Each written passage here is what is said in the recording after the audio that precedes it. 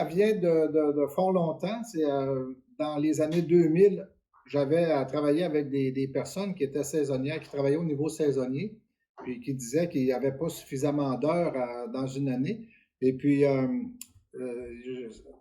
à force de travailler avec des gens comme dans cette situation-là, je me suis dit, ce serait intéressant de mettre en place un programme où les gens pourraient avoir plus d'heures de travail dans une même année.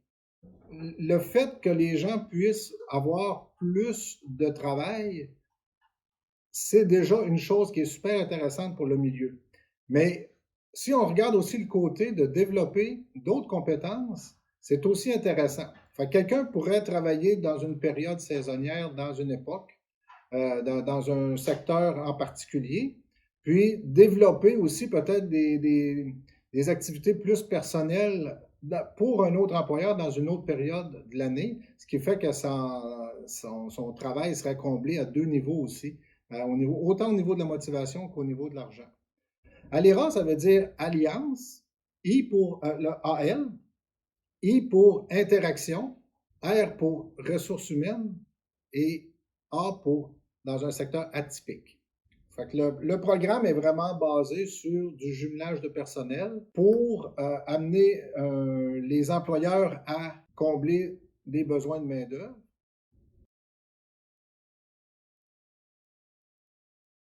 En fait, ben, c'est vraiment assez simple. Dans le fond, moi, en tant qu'agent de développement, je m'occupe plus de la partie employeur, en principe, même si on travaille vraiment beaucoup en équipe. Puis les agents recruteurs s'occupent plus au niveau des participants, des travailleurs. Puis nous, ce qu'on fait, en fait, on a fait beaucoup vraiment de réseautage avant la COVID, là, de visites directement en entreprise, en commerce, pour vraiment aller rencontrer les employeurs et leur faire part du projet. Une fois qu'ils sont intéressés, ben nous, en fait, on les inscrit un petit peu dans la banque Alira avec leurs besoins. Soit on sait très bien qu'ils vont mettre fin à l'emploi de quelques travailleurs à la fin d'une saison, ou encore leurs besoins en termes d'emploi, ce qu'ils ont besoin là, à l'interne. Nous, on travaille avec le logiciel SGStat, on affiche ça dans le fond, puis ça fait un jumelage directement avec le travailleur que l'agent recruteur va avoir profilé. Ce qui est intéressant aussi au niveau de la rareté de main-d'œuvre, c'est qu'à peu près tous les employeurs ont toujours des besoins. Même des fois, il y en a qui nous disent j'ai pas de poste d'affiché, mais si j'ai une bonne personne, réfère-moi là parce que je vais peut-être avoir un poste. Puis on s'aperçoit, en tout cas moi je m'aperçois beaucoup en travaillant sur le projet là, depuis que je suis ici, c'est que il y a beaucoup plus de besoins atypiques qu'on le pense, mais c'est pas toujours affiché. Parce qu'on dirait aussi que les entreprises, ils sont un petit peu réticents des fois à ne pas mettre un temps plein. Ils vont mettre possibilité de faire 40 heures, exemple, mais s'ils ont quelqu'un d'intéressant, 20 heures de disponible, ils vont très bien vouloir travailler avec cette personne-là.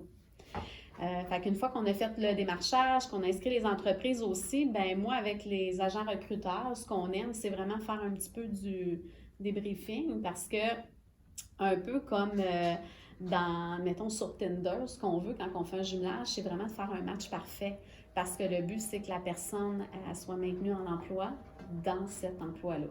Donc, au niveau du profilage, on va vraiment aller chercher plusieurs critères, que ce soit au niveau de la disponibilité, le champ d'intérêt, les compétences aussi, ce que la personne recherche.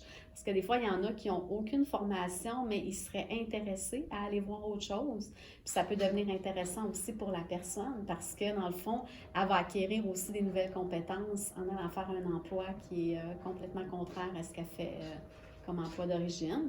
Puis, dans le fond, avec Alira, il y a trois types, dans le fond, d'emplois aux conditions atypiques. Il peut y avoir des emplois qui sont occasionnels ou temporaires. C'est vraiment des fois un remplacement de congé de maternité ou quelque chose, une entreprise qui rouvre puis qui ont besoin d'aide au niveau du montage. Ça peut être un paquet de choses, mais il y a également les emplois qui sont saisonniers. Ça, dans notre région, c'est vraiment quelque chose qui est vraiment populaire, soit au niveau des entreprises touristiques, mais aussi tout ce qui traite au niveau de l'agriculture, la foresterie. On a une grosse saison aussi hivernale, fait que c'est quand même intéressant de combiner deux emplois saisonniers à ce niveau-là. Puis, il y a également le volet qui est temps partiel. De plus en plus, aujourd'hui, les gens y occupent un emploi qui est à temps partiel.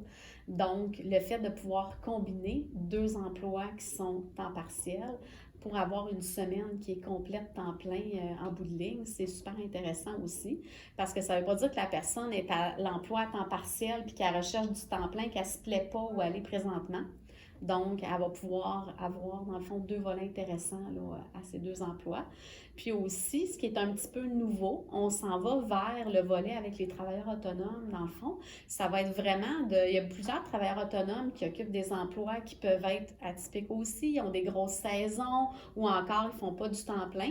Bien, on va pouvoir aller, exemple, chercher les disponibilités qu'ils ont dans un domaine qui est vraiment précis au niveau de l'informatique, la communication, l'administration, puis pouvoir les jumeler dans le fond à une entreprise ou à un organisme pour pouvoir encore là offrir un service à des gens qui n'ont peut-être pas les moyens non plus d'engager quelqu'un qui est à temps plein.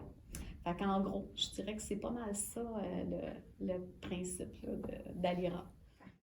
Bien, en fait, ils peuvent nous contacter, ça peut être moi ou les agents recruteurs, parce que comme je disais tantôt, on travaille beaucoup en équipe. Ils peuvent nous contacter par téléphone, par courriel. En fait, on a toutes les 2 un numéro bureau avec un poste. On a aussi un cellulaire, donc on est facilement rejoignable même si on est en télétravail. Puis nous, dans le fond, selon le désir de la personne, on peut se déplacer puis aller la rencontrer ou la faire venir au bureau en maintenant toutes les mesures là, sanitaires qui sont recommandées par la santé publique. Mais on peut faire beaucoup d'appels aussi, soit en visioconférence, appels téléphoniques, comme je disais, on communique par courriel, on peut envoyer des formulaires. Le profilage peut se faire autant avec l'entreprise qu'avec le travailleur. Ça peut tout se faire en ligne sans qu'il soit obligé de se déplacer.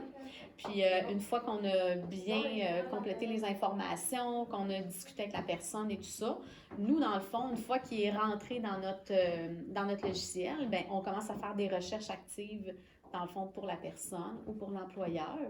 Quand c'est un candidat, un travailleur qui est intéressé, on va utiliser toutes nos ressources à l'interne, le site d'Emploi Québec, tous les sites d'emploi, mais même au niveau des collègues, on va faire beaucoup d'échanges pour savoir ce qu'il y a de disponible. Puis ensuite, on va contacter le travailleur potentiel, puis on va lui faire nos offres. Puis avec son autorisation, on va envoyer les CV dans les endroits qu'on a ciblés qui l'intéressent.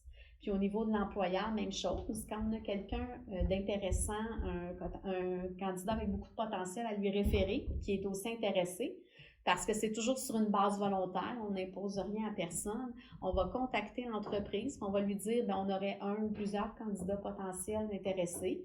Puis souvent, on va faire le premier contact, donc on va envoyer le CV, puis ensuite, le reste, le contact se fait vraiment entre l'employeur puis le participant, le travailleur. Puis nous, dans le fond, après, on va faire un suivi pour le maintien en emploi. Bien, s'il y a eu l'entrevue, l'embauche, puis ensuite, on fait un suivi pour le maintien en emploi.